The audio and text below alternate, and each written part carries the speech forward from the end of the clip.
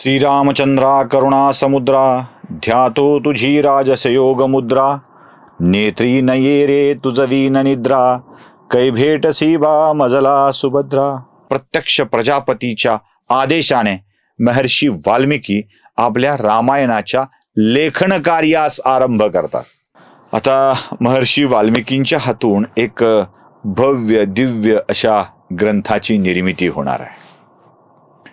बरं, ती नुसती निर्मिती होणार आहे असं नाही आहे, ती लक्षात राहिली पाहिजे, ती जगाच्याकडे गेली पाहिजे, प्रचार प्रसार झाला पाहिजे। म्हणजे नुसतं आवृत्ती काढून उपयोग नाही, ती आवृत्ती संपली पाहिजे, ती आवृत्ती गेली पाहिजे, लोकमानसात रुजली पाहिजे। मग वाल्मिकी यासाठी दोन माणसं निवडतात।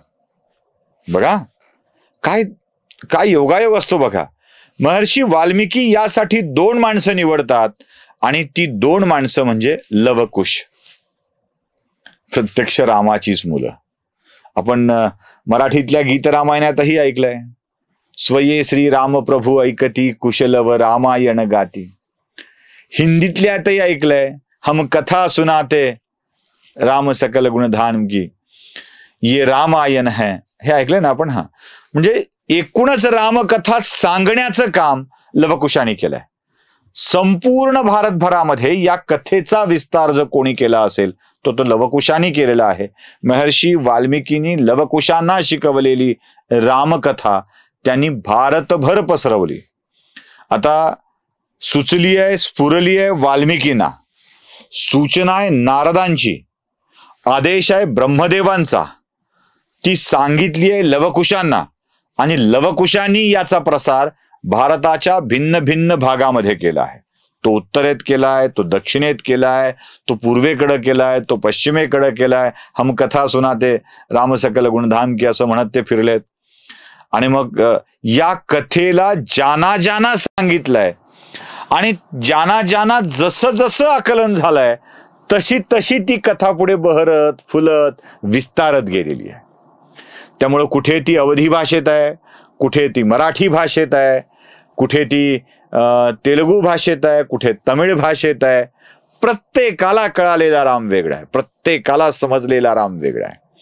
अगदी इंडोनेशियात रामकथा होते, थायलंडमध्ये रामकथा होते, या प्रत्येक ठिकाणी ती रामकथा होत असते।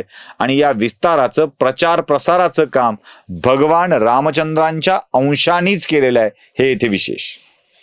आता भारद्वाजांचा संदर्भ इथे येतोय म्हणून एक सांगून ठेवतो। महर्षी भारद्वाजांच्या रामचरित्रात थेट सहभाग काय आहे? कुठे काही संबंध येतो का महर्षी भारद्वाजांचा? तर येतोय। कसा येतोय बघा। महर्षी भारद्वाज यांची कन्या देववर्णिनी, महर्षी भारद्वाजांची कन्या आहे देववर्णिनी। ही देववर्णिनी रामायणातल्या एका महत्वाच्या पात्राची आई आहे, भलेही ती सावत्राई आहे पण आई आहे। देववर्णिनीचा विवाह महर्षी पुलत्स्यांचे पुत्र महर्षी विश्रवा यांच्याशी झालेला आहे। आणि देववर्णिनी विश्रवा यांचा पुत्र आहे देवाचा खजिनदार कोषाध्यक्ष कुबेर। या कुबेराच्या हातामध्ये महर्षी विश्रवानी आधी लंका दिलेली होती। म्हणजे भारद्वाजांच्या नातवाच्या हातामध्ये अगोदर लंका होती, लंकेवर त्याचं राज्य होतं। त्याने लंका सुजलाम सुफलाम करून टाकली, कुबेराने अत्यंत सुंदर करून टाकली, लंका सोन्याची करून टाकली। पण गंमत अशी होती की दैत्यराज सुमालीच्या मालकीचं ते होतं आणि सुमालीनं ती भेट म्हणून आपल्या जावयाला म्हणजे महर्षी विश्रवाना दिलेली होती। जावयाने ती आपल्या ज्येष्ठ पुत्राला म्हणजे कुबेराला दिलेली होती। जेव्हा ती सोन्याची झाली तेव्हा सुमालीचं सगळंच बिघडलं, म्हणाला की हे आपल्या नातवाकडे असायला पाहिजे, भारद्वाजाच्या नातवाकडे नाही। मग सुमालीने ते रावणाला सांगितलं की घे, आणि भारद्वाजांच्या नातवाच्या हातून रावणानं लंका काढून घेतली। हा एक रामायणातला भारद्वाजांचा संदर्भ।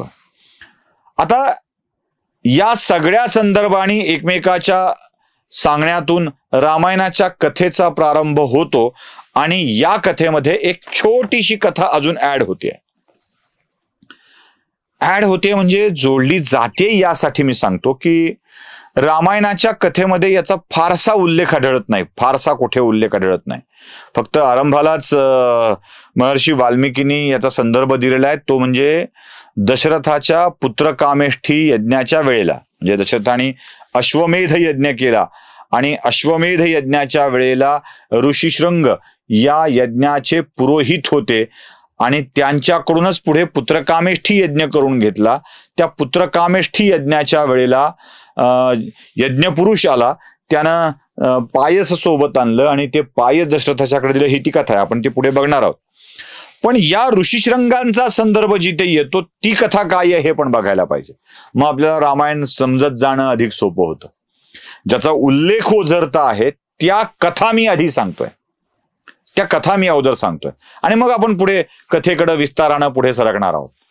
ऋषीशृंग नेमके पुत्र कुणाचे? तर ऋषीशृंग हे ऋषी विभांडिकांचे पुत्र. मग ऋषी विभांडिकांना आणि ऋषीशृंगांना आपल्या राज्यात आणून आपला जावाई करून त्यांना ऋषीशृंगांच्याकडे आपलं राज्य सोपविणारा नेमका कोण हे सुद्धा समजून घेतलं पाहिजे. तर अंग देशाचे महाराज रोमपाद जे अंग देशाचे राजे होते. पुढे याच अंग देशाचं राज्य कोणाकडे आलंय हे महाभारतामध्ये तुमच्या लक्षात येईल ना. म्हणजे अंग देशाचं राज्य हे परंपरेनं रामायणातून महाभारतापर्यंत चालत आलंय आणि त्या अंग देशाच्या राज्याची जबाबदारी हस्तिनापूरच्या सम्राटांनी मांडलिक असल्यामुळे ती जबाबदारी म्हणजे दुर्योधनाने ती जबाबदारी अंगराज कर्णावरती दिलेली आहे. म्हणजे तो अंगराज कर्ण त्या राज्याचा प्रमुख होतो. हा रोमपाद राजा अंगराजाचा प्रमुख आहे, पण या रोमपाद राजाचं मूळ राज्य मूळ ठिकाण हे अंगदेश नाही आहे. रोमपाद राजा हा मूळचा विदर्भ राजाचा मुलगा. विदर्भ राजाला अनेक अपत्य होती आणि तो त्या विदर्भ राजाचा मुलगा. विदर्भ राजाचा मुलगा रोमपाद ज्याला दत्तक दिलेलं आहे अंगराजांच्याकडं.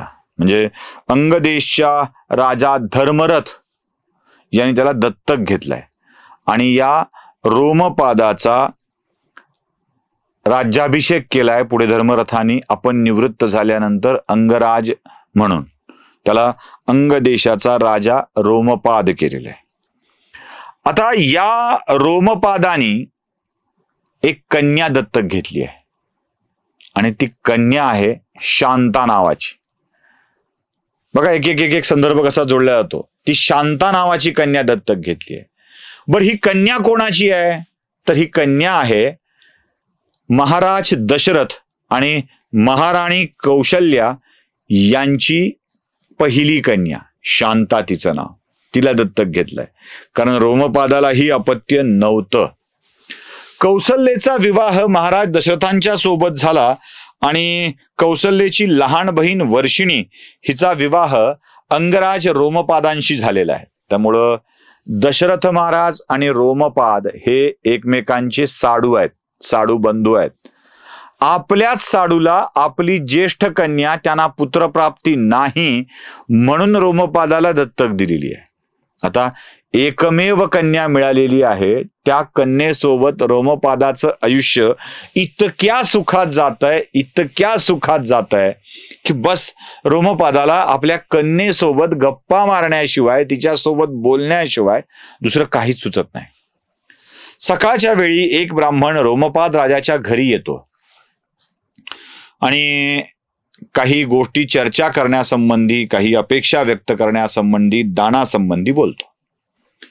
पण रोमपाद राजा त्या ब्राह्मणाला संध्याकाळी यायला सांगतो. आता हा ब्राह्मण थेट इंद्राचा दूत असतो बरं का, साधा सुद्धा ब्राह्मण नसतो. हा थेट इंद्राद्वारा पाठवलेला गेलेला ब्राह्मण असतो. संध्याकाळच्या वेळेला जेव्हा तो ब्राह्मण परत रोमपाद राजाच्या दरबारात येतो तेव्हा त्याला कळतं की राजा अजूनही आपल्याच कन्येसोबत गप्पा मारण्यात, तिच्यासोबत खेळण्यात, तिला समजविण्यात, खोटं भांडण्यात मग्न आहे आणि तो काही ब्राह्मणाकडे लक्ष द्यायला तयार नाहीये. संध्याकाळची रात्र होते, राजा लक्ष देत नाही.